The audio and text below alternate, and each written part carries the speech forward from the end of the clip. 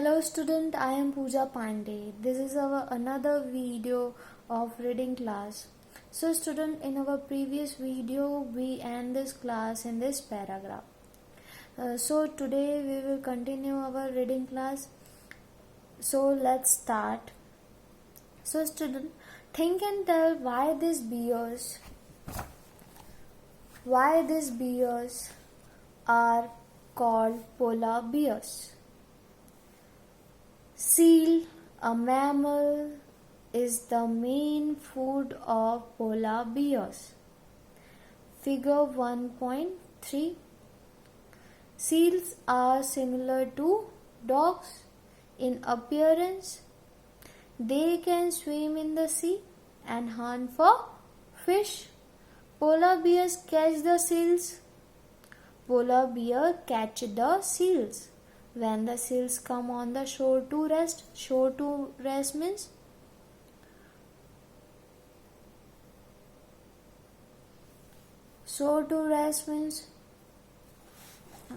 corner of sea, that kinara. The interesting part is that the food chain starting in the ocean ends on the earth with polar bears.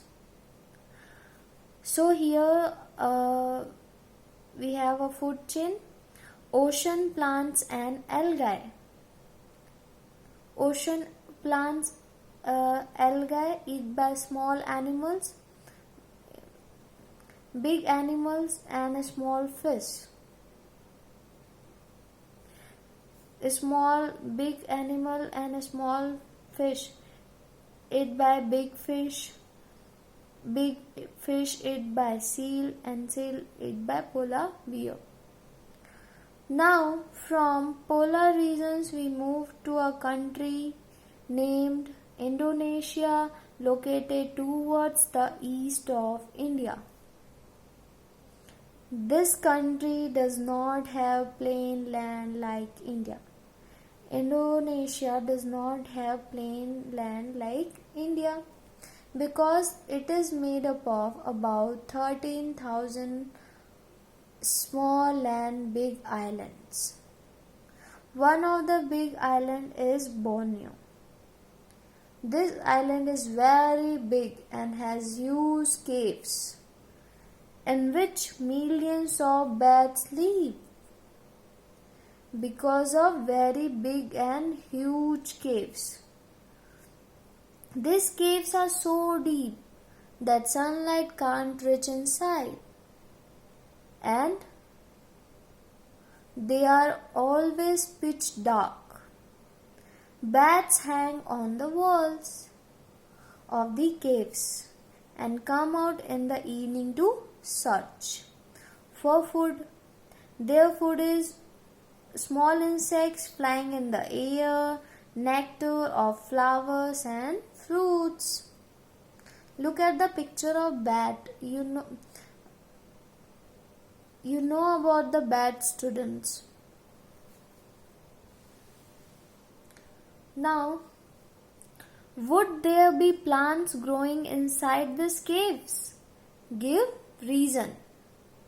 Why would bats live in caves where sunlight does not reach and no plants are found? Why? You know about that? They do this for their self-defense. Because of self-defense. They do this for their self-defense.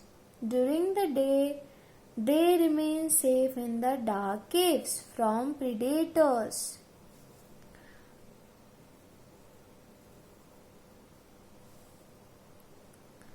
Still, in the evening, when they come out of the caves, predatory birds like hawks and owls catch and eat them. They are predatory birds, hawks and owls.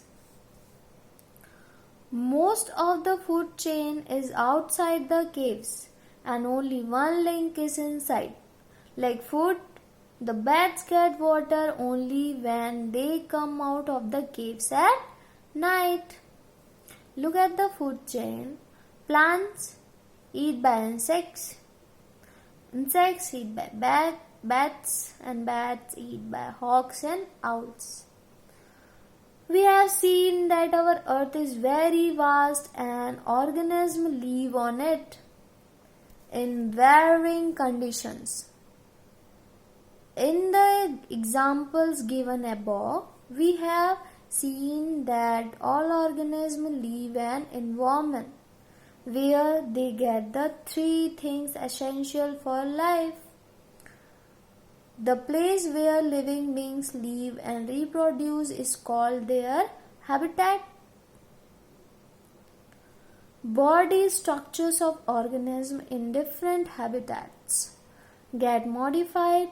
So, students, here habitat means natural home. Modified so that they can't live in their habitat without any difficulty. This is called adaptation. Here another word, underline that word, adaptation. For example, organisms living in a desert can survive on very little water and they can tolerate very hot weather.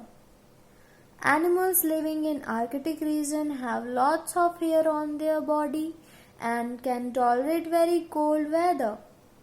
Once an organism can adapt it to a certain habitat, then it can't survive in a difficult habitat. Organisms around us can't survive in a desert or in the Arctic region. Similarly, organisms living in the desert or in the Arctic region can't survive in our habitat. Okay, students? Who lives in Arctic region and desert? They can't survive in our habitat.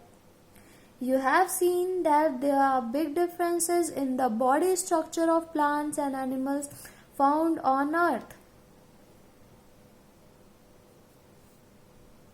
These differences are referred to as diversity in the living world. As you know that various living and non-living components are in our environment, we find good coordination among them. Due to this balance, we live in our earth without any difficulty. If the balance among various components and organisms is disturbed, environments will be polluted and living beings face difficulty. It is necessary for us that we should perform our duties and take the responsibility to save our environment, wild animals and forest, so that a better coordination can be created among our family, society and environment for a peaceful life without disturbing the balance of nature.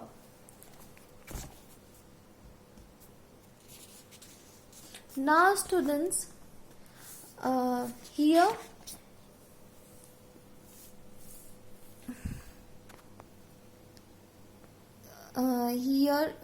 your chapter is an. So in your next page, exercises given. Answer this, fill in the blanks. What we have learnt. Fill in the blanks, true and false, and question and answer. So students,